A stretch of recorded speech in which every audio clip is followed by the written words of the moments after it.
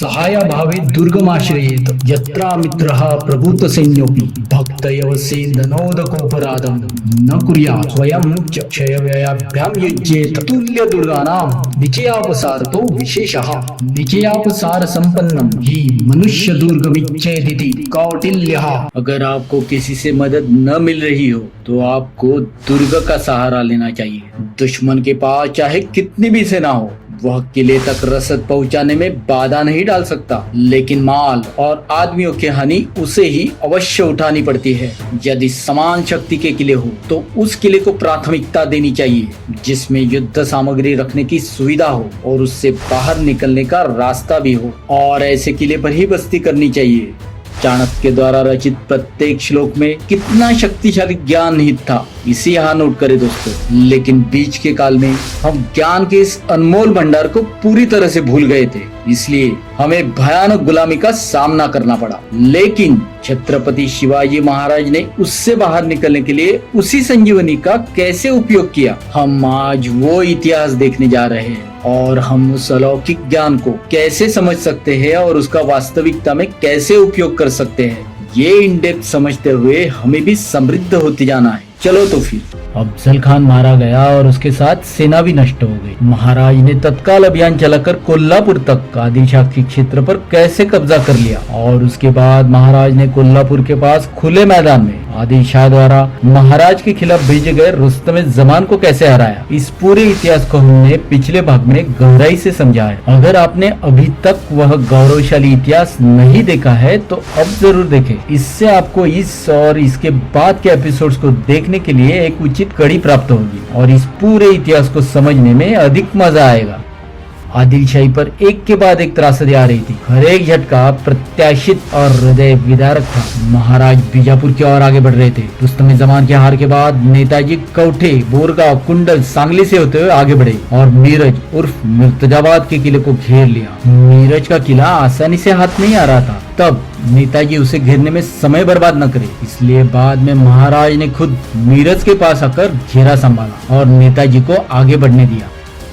आदिल शाह हाथ पर हाथ धरे नहीं बैठ सकता था, लेकिन उसकी एक मुख्य सेना तंजावुर अभियान में लगी हुई थी। तंजावुर बीजापुर से 1 महीने की दौड़ की दूरी पर था। शत्रु तो दरवाजे पर आकर खड़ा हो गया था। अतः आदिल शाह ने दिल्ली के औरंगजेब के पास भी प्रार्थना पत्र भेजा। इस आवेदन का मजमून यह था कि शिवाजी भोसला खुद कोहिस्तानी दक्कन में मुख्तार काफिर सल्तनत की बुनियाद डालने की कोशिश कर रहा है। हालात इस्लाम और इस्लामिक रियासतों की नजर से बहुत खराब है। शिवाजी पूरा धोखेबाज है, इसलिए उस बागी शिवाजी को मिट्टी में मिलाने के लिए आप ज्यादा से ज्यादा शाही सेना के साथ कोई नामी शाही सिपहसालार जल्द दक्कन में भेजे, ऐसी हमारी इल्तिजा है। हम शिवाजी पर अपनी सेना रवाना कर रहे हैं, आप भी भेजिए। दोनों एक साथ मिलकर शिवाजी को डुबोने का यह एक जरीन मौका है, ख्याल किया जाए। क्या तजुर्बा आपके ध्यान में आया? क्योंकि औरंगजेब भी आग की स्थिति पर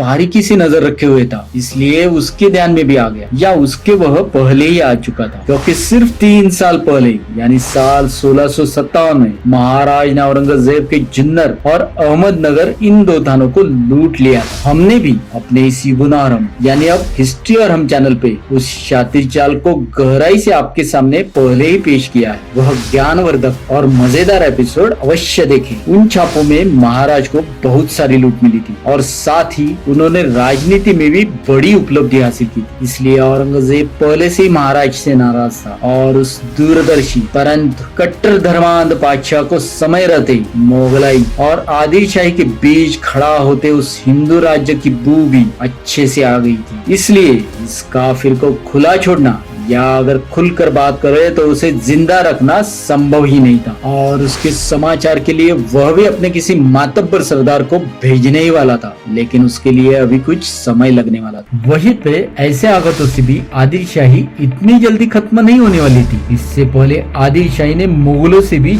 जमकर युद्ध किया था। बीजापुर दरबार ने महाराज को रोकने के लिए तीसरे अभियान की योजना बनाना शुरू कर दिया। ध्यान देने वाली महत्वपूर्ण बात यह है कि महाराज अपर्याप्त संसाधनों के साथ इतनी अच्छी तरह से संस्थापित शक्ति के खिलाफ लड़ रहे थे। इसी समय आदिल शाही के सौभाग्य से एक सरदार आगे आया। उसका नाम सिद्दी जौहर। उसने आदिल शाही दरबार में एक आवेदन प्रस्तुत किया। मैंने पहले भी बुरे काम किए हैं, लेकिन मुझे अब इसके बारे में खराब लग रहा है, इसलिए बादशाह ने मेरे अपराध क्षमा कर देने चाहिए। यदि बादशाह मुझे क्षमा कर देंगे तो मैं बादशाह से मिलने आऊंगा, और यदि वह कोई खास कर्तव्य निभाने को कहेंगे तो मैं खुशी खुशी वह फर्ज निभाऊंगा और दुश्मन का खात्मा कर दूंगा। यह सिद्दी जौहर तेलंगाना के मोहम्मद नूर उर्फ कर्नूल किले का एक आदिल शाही सरदार था। जौहर का मतलब है रत्न। वह एक बहादुर, अनुभवी, कुशल और जिद्दी सरदार था, लेकिन वह आदिल शाही के प्रति पूरी तरह से वफादार भी नहीं था और उसके खाते में कुछ विद्रोह भी जमा था, इसलिए उस पर बादशाह की मेहर नजर नहीं। लेकिन आज जब आदिल शाह बेहद फिक्र में था, उसी समय जौहर का एक क्षमा याचना से भरा हुआ खत दाखिल हुआ, तो आदिल शाह की चिंता कुछ दूर हुई। लेकिन आदिल शाह के लिए जौहर जैसे को अपनी खराब हालत दिखाना संभव ही नहीं था। बादशाह ने जौहर को उल्टा जवाब यह कहकर भेजा कि मुसीबत मामूली सी है, हम सर्वशक्तिमान हैं और हम ही तुम पर यह एहसान कर रहे हैं। लेकिन उसे सलावत खान ये खिताब देते हुए महाराज का बंदोबस्त करने के अभियान के लिए तुरंत बुला लिया।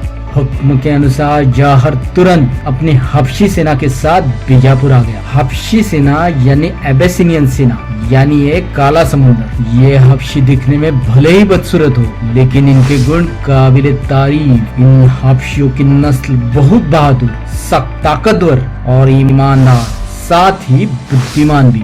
जौहर के साथ लगभग 30 से 35 हजार की फौज दी गई। वैसे ही कई मंजे हुए सरदारों को भी उसकी कमांड के नीचे भेजा। उनमें आस्तीन के कुछ मराठा सरदार भी, और जिसके नसों नसों में शिवाजी के प्रति ठूस ठूस कर नफरत भरी हुई थी, वो अफजल खान का बेटा फाजल खान भी शामिल था। अफजल खान की तरह समय बर्बाद न करते हुए जौहर ने तुरंत बीजापुर छोड़ा और महाराज की ओर दौड़ पड़ा।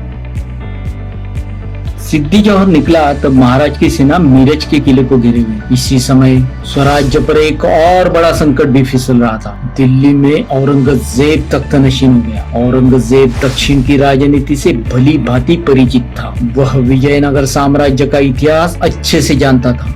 वह अच्छी तरह जानता था कि शिवाजी का राज्य विस्तार यानी किसी जागीरदार का छोटा मोटा विद्रोह नहीं, एक हिंदू राज्य का उदय होना वह बर्दाश्त ही नहीं कर सकता था। इसके अलावा आदिल शाह ने भी उससे तुरंत एक मातब्बर सरदार को महाराष्ट्र पर भेजने की दरख्वास्त की थी। औरंगजेब के दिल्ली में बसने के बाद उसने तुरंत दक्कन के अपने सूबेदार, वास्तव में अपने मामा आमिरुल उमराव नवाब बहादुर मिर्जा अबू तालिब उर्फ शाहिस्ते खान को शिवाजी के खिलाफ अभियान शुरू करने का हुक्म भेजा। शाहिस्ते खान केवल इसलिए बड़ा नहीं था क्योंकि वह बादशाह का मामा था, अतः वह वास्तव में एक महान कूटनीतिज्ञ, एक बहादुर सेनापति और एक अनुभवी शासक था। साथ ही वह औरंगजेब के प्रति बहुत ईमानदार था, इसीलिए अफजल खान की तरह वो बहुत खतरनाक भी था। वह वर्तमान में औरंगाबाद, क्षमा करे, संभाजी नगर में था। आदेश के अनुसार शाहिस्ते खां की फौज तैयार हुई।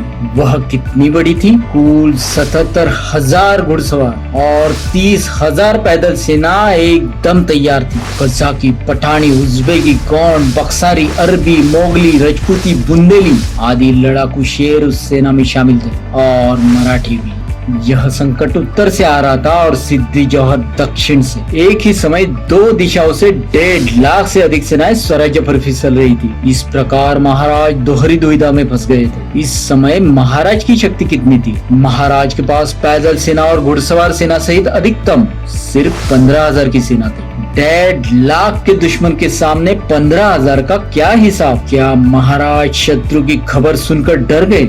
बिल्कुल नहीं, बिल्कुल नहीं। सचमुच उनकी हिम्मत कमाल की थी। उस समय सभी विदेशी एवं घरेलू शत्रु उनके खिलाफ एक साथ उठ खड़े हुए थे। मौजूदा संकट अफजल खान से कई गुना बड़ा था, लेकिन महाराज सह्याद्री की चट्टान की तरह अपना चौड़ा सीना ताने अविचल खड़े थे और उन सभी की हार के बारे में सोच रहे थे। सिद्दी जौहर की सेना की तैयारी देखकर महाराज ने मीरज का घेराव उठा लिया और पीछे हटते हुए 2 मार्च 1660 को पनालगढ़ पहुंच गए।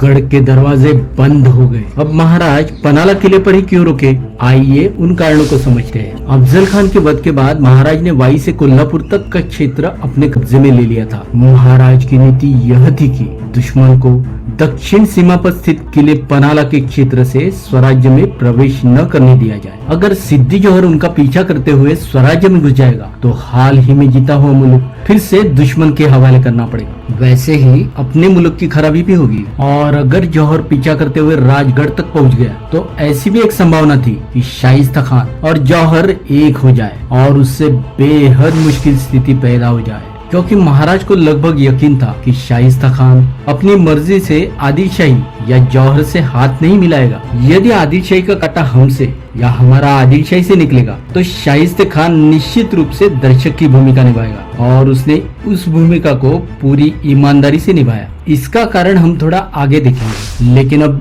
इसी विश्वास के चलते महाराज ने चालाकी से यह सोचा कि इस बार खुद को पनाला में ही फंसा लूं और सिद्दी जौहर को पनाला के पास ही रोक लूं।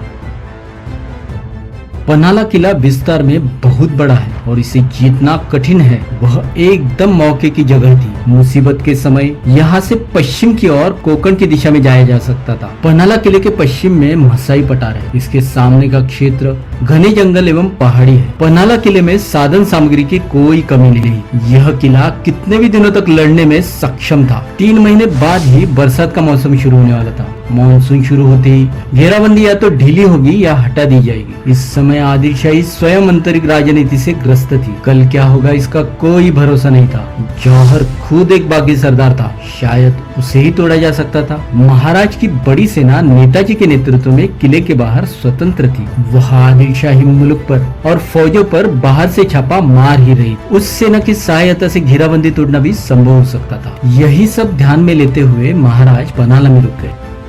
पनालगढ़ में लगभग 6 से 8 हजार सैनिक मौजूद थे। सारी सुविधाएं भी पर्याप्त थी। सिद्दी जौहर महाराज का पीछा करते हुए पनाला के पास आया और पनाला को घेर लिया। 3 मार्च 1660 किले के चारों दिशाओं में समतल जमीन है, इसलिए घेराबंदी ठीक से की जा सकती थी। पूर्व में सिद्दी जौहर के साथ रुस्तम जमान, फाजल खान और बड़े खान भी था। पश्चिम में सादत खान, मसूद खान, बाजी घोरपड़े, भाई खान और पिडनाइक तैनात थे। उत्तर और दक्षिण में भी घेराबंदी कड़ी थी। जौहर एक मंजा हुआ सेनापति था। उसने इतनी योजनाबद्ध तरीके से घेरा डाला था कि चींटी को भी अंदर या बाहर जाने का मौका नहीं था।